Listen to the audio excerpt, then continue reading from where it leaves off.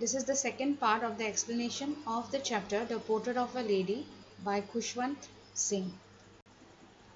In this part, I will explain the third and the fourth paragraph of the chapter The Portrait of a Lady by Khushwant Singh. So as you will read these two paragraphs, you will see that this two paragraph basically centers around this idea, that is the author's relationship with his grandmother and their life in village. So from these two paragraphs we get two important questions. Question number 1, how did the narrator and his grandmother develop a deep rooted relationship? Second question, give a short description of the grandmother's feeding of the village dogs. So after I finish explaining the two paragraphs, I will discuss these questions in details. Now let us read the third paragraph. My grandmother and I were good friends. My parents left me with her when they went to live in the city, and we were constantly together.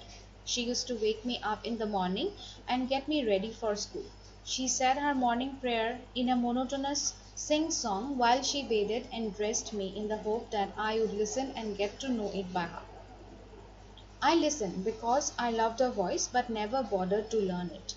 Then she would fetch my wooden slate, which she had already washed and plastered with yellow chalk, a tiny earthen ink pot, and a red pen, tie them all in a bundle, and hand it to me. After a breakfast of a thick stale chapati with a little butter and sugar spread on it, we went to school. She carried several stale chapatis with her for the village dogs. So in this paragraph we see the growing relationship between the author and the grandmother. The author's parents left him with his grandmother and they were constantly together. So every morning she used to wake him up and make him ready for school. And the grandmother, she used to say her prayers in a very monotonous way, in a sing-song way, and she also bathed and dressed our author in the hope that he would listen to that prayer and he would learn it. But Khushwant Singh never bothered to learn it, but he listened to it because he loved her voice very much. Then she would make him ready for school. She would bring all the stuff that Khushwant Singh took to his school, like the yellow chalk, or the wooden slate, tiny earthen ink pot, and a red pen. She used to tie them all in a bundle and hand it over to him. Now, after having a breakfast of a thick and stale chapati with a little butter and sugar spread on it, both of them they went to school. The narrator's grandmother also accompanied him with him to the school, and she carried with her several stale chapatis which she used to feed those village dogs while they returned back from school. Come to paragraph 4. See, my grandmother always went to school with me because the school was attached to the temple. The priest taught us the alphabet and the morning prayer, while the children sat in rows on other side of the veranda, singing the alphabet or prayer in a chorus. My grandmother sat inside reading the scriptures. When we had both finished, we would walk back together. This time the village dogs would meet us at the temple door. They followed us to our home, growling and fighting with each other for the chapatis we threw to them. Now see, in the third paragraph we already came to know that the author's grandmother was taking care of him and they were constantly together since his parents left him with his grandmother.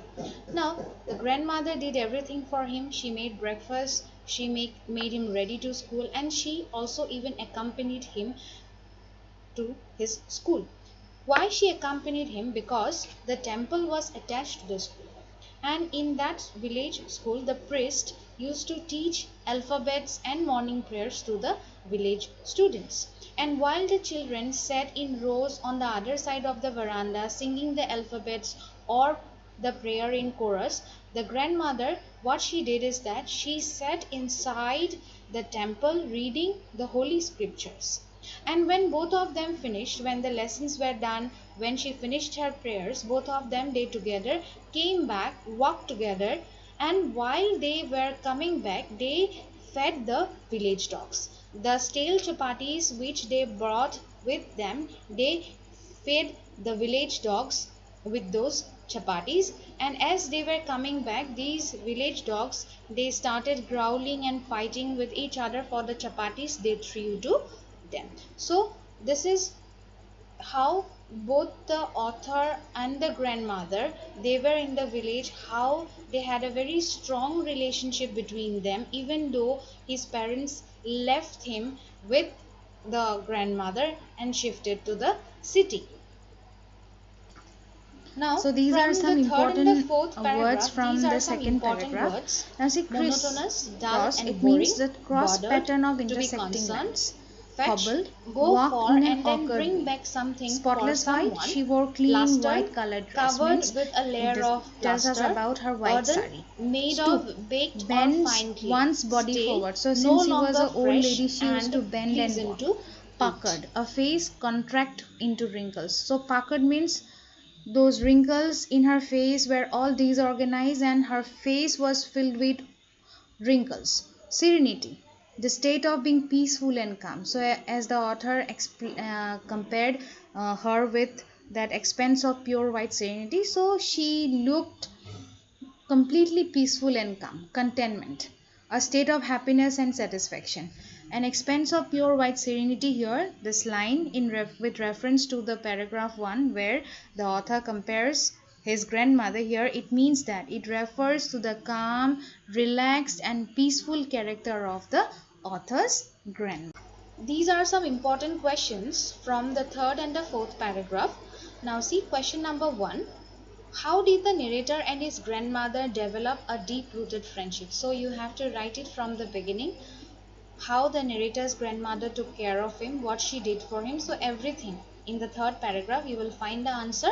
So you have to write those things, how both the narrator and his grandmother developed a deep rooted friendship. Now question number 2, how did the grandmother go to school along with the narrator? So both of them accompanied together. So the narrator's grandmother, she was always with the narrator when she took our author to the village school. Because why? Because the temple was also attached with the village school. What did the preach teach at the village school? The preach at the village school taught the children about alphabets, morning prayers. Then question number 4, what were the food items in the breakfast? You have to write about chapatis, a little bit of sugar, it's there in the third paragraph. And question number 5, give a short description of the grandmothers feeding the village dogs. So you will find the answer of this question at the end of paragraph 4. How they used to feed, how they fed the village dogs, how she used to bring stale chapatis with her, and she threw those stale chapatis to these village dogs. So these questions carry 2 marks, and you will find the answers of all these 5 questions in the third and the fourth paragraph.